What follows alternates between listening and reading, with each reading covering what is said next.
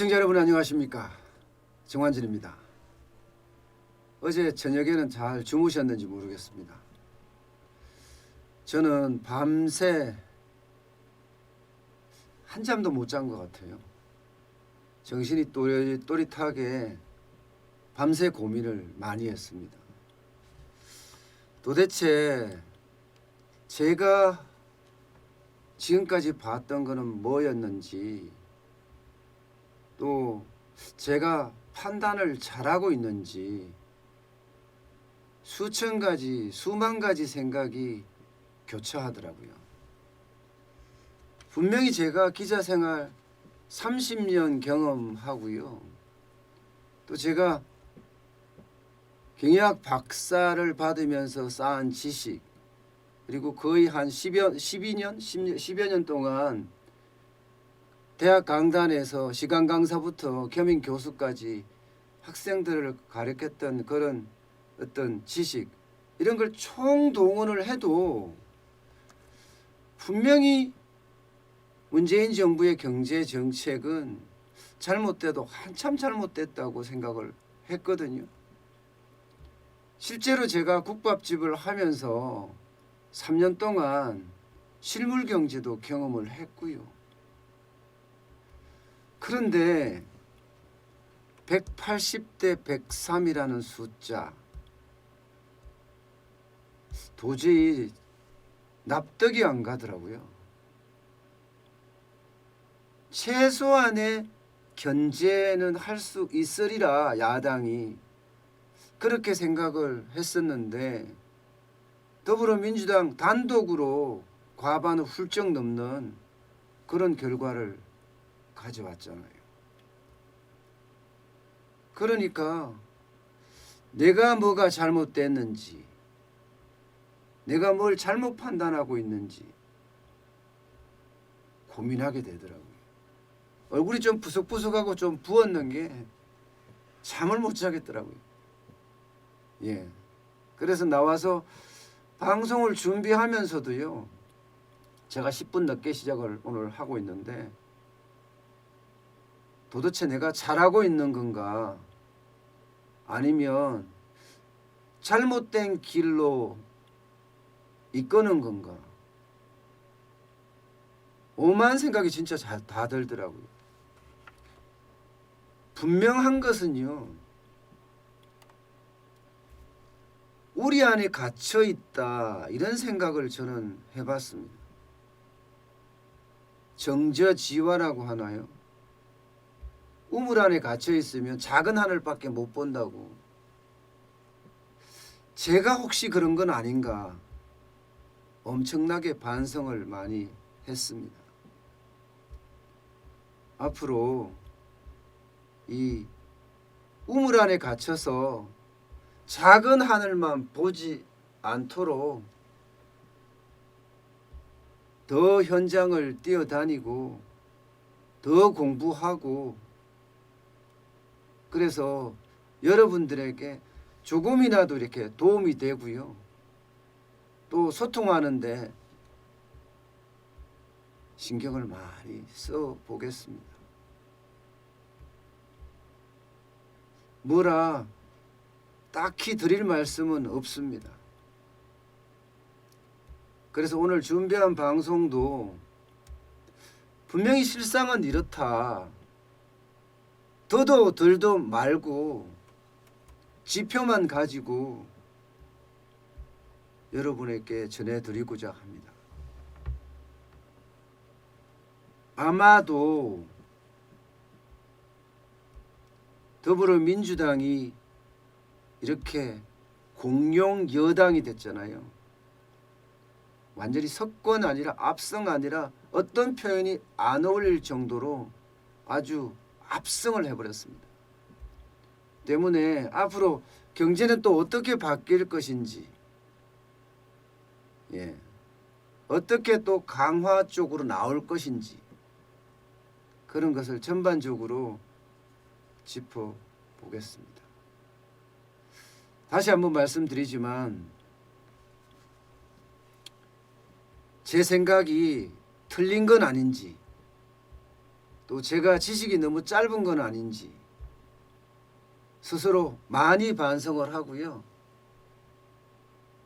앞으로는 우물 안에 들어앉아서 작은 하늘만 보지 않는 더 큰, 우물 밖으로 나와서 더 큰 하늘을 볼 수 있게끔 그렇게 노력하도록 하겠습니다. 그 말 외에는 뭐라고 드릴 말씀이 없는 것 같습니다. 일단 이 총선 후에 이제 당장 오늘부터 계속해서 변해갈 그런 경제 상황들 쭉 한번 짚어보도록 하겠습니다. 그 전에 저는 또 건강차 한 잔 마시고 시작하겠습니다.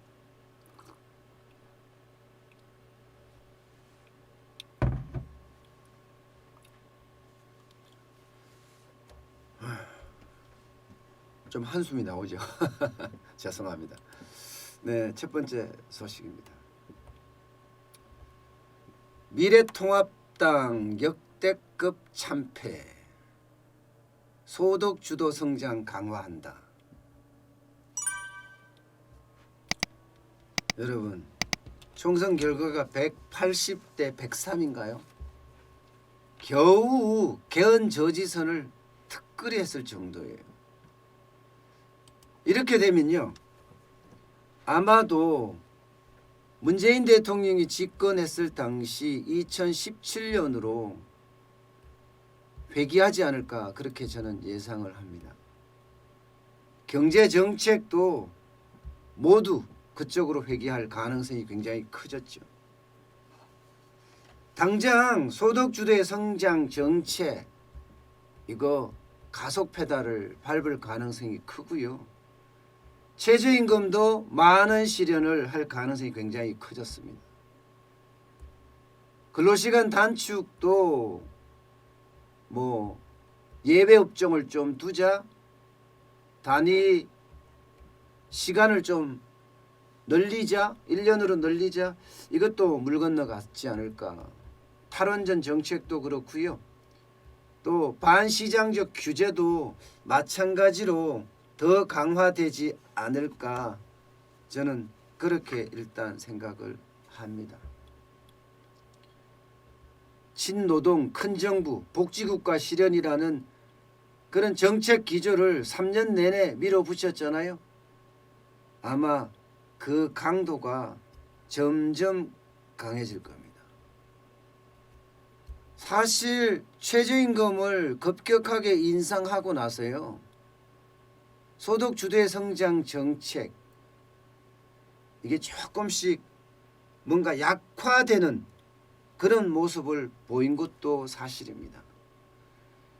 급속한 최저임금 때문에 자영업자가 망하고 중소기업이 힘들어하니까 뭔가 새롭게 보이는 그런 모습을 보였고요.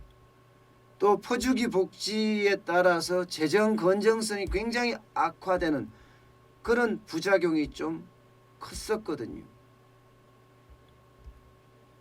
그래서 소득주도의 성장 정책이 사실 쑥 들어갔었습니다. 경제 성장률도 뚝 떨어졌잖아요. 2017년에 3.2%였던 것이 2018년에는 2.7%로 떨어지다가 2019년에는 2.0%까지 추락을 했습니다. 그러니까 작년 말에 발표했던 125쪽의 경제정책 방향이요, 그 경제정책 방향에 보면요, 문재인 정부의 트레이드마크인 소득주도의 성장 정책 한 번도 언급하지 않았습니다. 그만큼 과격하게 밀어붙였던 것이 부작용이 난 탓이다, 이렇게 받아들일 수가 있었거든요. 그런데 이제 총선이 끝나고 나서 분위기는 확 달라졌습니다. 총선 공약집에 보면요, 당장 눈에 띄는 게 정리해고 요건을 강화하겠다. 재벌 경제범죄 처벌도 강화하겠다.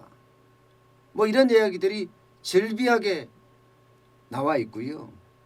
또 기초연금을 올리겠다. 근로장려금도 올리겠다.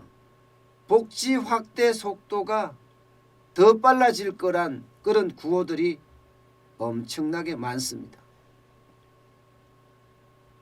그러니까 신노동 정책을 중심으로 해서 큰 정부, 복지국가 실현이라는 것을 그대로 가열차게 추진할 거다. 이런 예측입니다. 일단 향후 4년간 노동정책 한국노총하고 함께 민주당이 만들었습니다. 노동자 특히 한국노총은 대기업 정규직 근로자가 대부분이거든요. 그렇다면 앞으로 노조 기득권을 강화하는 정책 아마 많이 나올 거라고 예상을 할 수가 있습니다. 당장 코로나19 때문에 실업 대란의 우려가 굉장히 커지거든요. 실제로 그렇게 많이 일어날 거고요. 이런 상황을 함께 편성을 해서 실업하지 마라, 정리해고하지 마라 이렇게 나오겠죠. 정리해고 요건도 강화하고요. 명예퇴직 시에 근로자 대표 동의도 법제화하겠다. 이런 것도 약속을 했기 때문에 아마도 대기업 중심의 어떤 비용은 훨씬 더 앞으로 더 들어갈 거다. 상황은 좋지 않지만 신노동 정책은 더 가열차게 추진할 거다. 이렇게 생각이 됩니다. 지금 당장도 보면요. 저성과자마저도 해고가 쉽지 않은 상황이거든요. 그런데 여기에다가 이제 정리해고 요건도 강화하고 명예퇴직이나 희망퇴직 때도 근로자 대표하고 동의해야 된다. 이거를 법제화하겠다. 이러면 노동 탄력성이 굉장히 떨어지겠죠. 현재도 대한민국은 노동 탄력성이 굉장히 떨어집니다. 세계경제포럼 WEF죠. 거기에서 매년 국가 경쟁력 평가를 발표를 하거든요. 여기에 보면 노동시장 유연성이 141개국 중에 97위입니다. 97위. 그만큼 노동시장의 탄력성이 굉장히 떨어진다는 거예요. 한번 고용하면 해고하기가 쉽지 않다. 그 이야기입니다. 여기에다가 1년 미만 근속 노동자에게도 퇴직금을 보장해 준다. 이것도 추진하겠다. 이렇게 나와 있거든요. 그렇게 되면 단기 근로자 많이 쓰는 데가 어디예요? 자영업자죠. 자영업자입니다. 그리고 중소기업이 많고요. 여기는 벌써부터 한 달을 일해도 퇴직금을 줘야 되고 두 달을 일해도 퇴직금을 줘야 된다 그러면 타격이 더 커지겠죠. 게다가 해고자도 노조 가입이 허용된다. 그러면 그간에 추진해왔던 정책들이 다시 재추진되는 그런 가능성이 굉장히 크다. 이렇게 저는 보고 있습니다. 대기업 옥죄기업 이것도 굉장히 강화될 거예요. 더불어민주당의 위성정당이잖아요. 여기가 스타필드 그다음에 롯데몰 이런 복합 쇼핑몰 입점도 좀 제한하고 여기도 의무 휴일을 두게 하겠다. 이렇게 이야기했습니다. 기존의 대형마트에게 주던 유통 규제 복합 쇼핑몰에도 확대하겠다. 이런 이야기가 이미 나오고 있는 상태고요.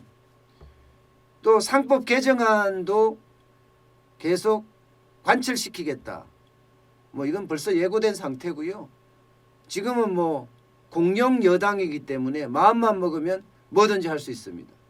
그 내용에 보면 재벌 일가에 대한 경제처벌, 경제범죄에 대한 처벌을 강화하겠다. 집중투표제를 의무화하겠다. 이런 내용들이 다 담겨 있습니다. 이렇게 되면 안 그래도 어려운 경제 활동 이게 더 위축될 것은 자명한 일입니다. 또한 최저임금 2022년까지 1만 원 만들기 이거 재추진할 가능성 굉장히 큽니다.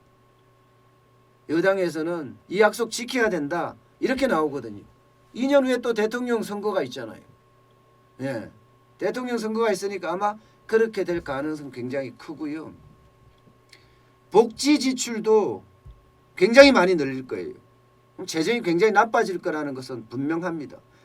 소득 하위 70% 어르신 65세 이상에게 지급하는 기초연금 있거든요. 이거 내년에 모든 기초연금 대상자의 연금을 30%까지 인상할 계획입니다. 2018년에는 20만 원이었거든요. 이게 점점 25만 원까지 오르다가 이제는 이제 모든 대상이에요. 올 초까지만 하더라도 20에서 40% 30만 원 상향. 그전에는 또 소득 하위 20% 이제는 20에서 40까지 올라갔는데 이제는 모두예요. 모두 30만 원까지 이제 주겠다. 그럼 기초연금이 그만큼 돈이 더 많이 들어가겠죠. 그 다음에 근로장려금 이거는요 더 많이 확대하지 않겠느냐. 지금까지 최대 지급액을 올리겠다고 계속 이야기했거든요. 맞벌이 가구 기준으로 봐서 연 300만 원까지 올리겠다고 했으니까 아마 이 부분도 더 늘어날 겁니다. 노인 일자리 공급도 훨씬 지금보다 많이 늘어날 거예요. 환경 미화나 교통 안내 이런 일자리들 말입니다. 2017년만 하더라도 44만 개에 그쳤거든요. 올해 74만 개입니다. 74만 개. 그리고 앞으로 4년간 매년 10만 개씩 확대한다고 합니다. 그러면 2024년이 되면 114만 개가 늘어난다는 거예요. 이게 노인 일자리가 지금까지 여러분들이 아시는 것처럼 취업자 총량을 이렇게 좋게 보이게 하는 착시 현상을 계속 불러왔거든요. 예. 그런데 이게 114만 개까지 늘어나면 뭐 일자리는 계속 늘어난다고 이렇게 볼 수밖에 없는 그런 구조죠. 이렇게 되면요. 앞서 말씀드린 대로 재정이 굉장히 나빠질 거예요. 기초연금 예산만 하더라도 2025년이 되면 27조 7천억 원 정도 들어갈 거다 이렇게 생각합니다. 작년 예산이 14조 7천억 원이었거든요. 2배입니다. 2배. 예. 그래서 지금까지 쭉 제가 말씀드렸던 일자리 예산 늘어나는 거, 기초연금 늘어나는 거, 또 근로장려금 늘어나는 거 이런 거 총선 공약에 있는 걸 쭉 합쳐보면요. 2021년부터 2024년까지 예산이 99조 원이 더 필요합니다. 99조 원 정도. 올해가 523억 4천만 원인가요? 예. 추경까지 포함하면 더 늘어날 수도 있겠죠. 512억 2천만 원에서 513억 원에 추경 포함됐네요. 예, 추경 포함됐습니다. 그러면 예산이 연간 600조까지도 불어난다는 이야기입니다. 600조. 90억이 더 늘어나니까 말입니다. 이렇게 되면 재정 적자는 점점 확대되고 나라 빚은 그만큼 더 늘어날 거예요. 나라 빚이 늘어난다는 건 대외 신인도가 그만큼 떨어질 수 있다는 이야기입니다. 대외 신인도가. 그렇게 되면 외국인들은 어떻게 할까요? 외국인들은 사실 재정이 탄탄하다, 수출을 잘하고 있다. 이런 두 가지 큰 장점 때문에 대한민국에 많이 투자를 하거든요.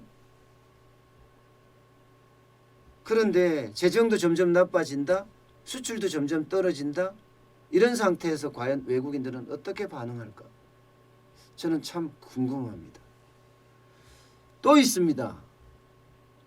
문재인 정부의 경제 정책 하면 세 가지입니다. 세 가지. 세 가지로 크게 나눌 수 있습니다. 지금까지 제가 이야기했던 소득 주도의 성장 정책, 이게 가장 크고요. 두 번째는 혁신 성장입니다. 혁신 성장. 세 번째는 공정 경제입니다. 공정 경제. 대기업 갑질하지 마라. 이게 공정 경제라고 생각하시면 됩니다.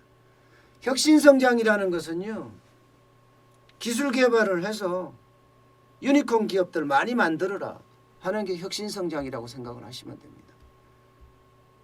삼성전자의 초격차 전략, 이런 것도 혁신 성장의 한 부분에 들어갈 수가 있겠죠. 이번에 총선 공약집에도 이게 좀 강화된다고 나와 있습니다. 10대 혁신 성장 정책 과제 이렇게 제시를 해서 아마 혁신 성장의 어떤 모티브를 앞으로 끌어내겠다, 이런 생각이 있습니다. 그런 내용이 총선 공약집에도 있고요. 결국 제조업 혁신 성장을 하겠다, 그러면서 경쟁력 강화하겠다, 이런 특별법도 추진한다고 이야기 나올 겁니다. 아마. 제조업체 빅데이터, 이게 4차 산업혁명이라는 게, 그죠? 빅데이터나 혹은 인공지능이나 이런 것들을 쉽게 말하면 오프라인의 어떤 산업하고 결합하는 거 아니에요? 그래서 강력하게 추진할 거라고 보고 있고요. 또 시스템 반도체나 미래차 바이오 헬스, 이게 현 정부가 추진하는 3대 과제입니다.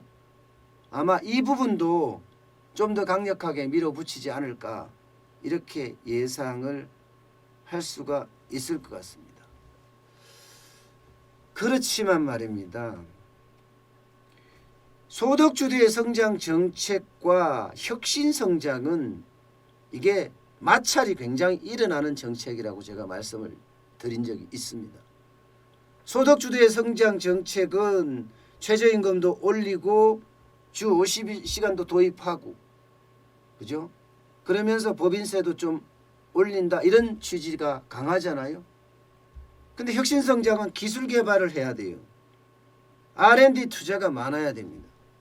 기업 입장에서는 비용을 많이 쓰니까, 또 최저임금도 많이 나가고 주 52시간제가 도입되니까 R&D를 할 수 있는 인력이 그렇게 넉넉하냐, 이런 얘기들이 계속 나왔었잖아요. 아마 그런 부분들이 어떻게 앞으로 될지 한 번 더 지켜봐야 될 것 같습니다. 약간의 소득주도의 성장 정책의 어떤 변화가 있기는 하겠지만 2017년에 추진했던 것처럼 가속 페달을 밟을 것은 분명해 보입니다. 과연 이 난세죠. 코로나19의 위기가 대한민국의 역대급 위기라고 이야기할 정도고, 아직 실물 경제로 그렇게 많이 지표가 안 나왔다고 봐야 되죠. 실물 경제는 이미 전이가 되고 있는 상태고 4월, 5월, 6월 되면 엄청 많이 전이가 될 거라고 보는데, 어쨌든 이 위기를 어떻게 극복할 것인지 지켜볼 필요가 있을 것 같습니다.